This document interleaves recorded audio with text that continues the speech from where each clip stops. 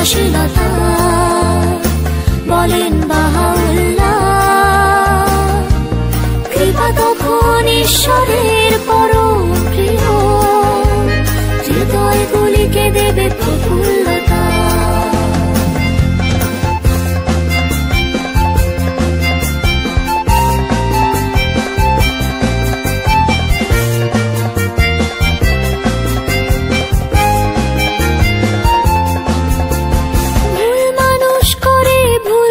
শিশুরা ভুল করে, বড়রা ক্ষমা করো যা করে অন্যেরা।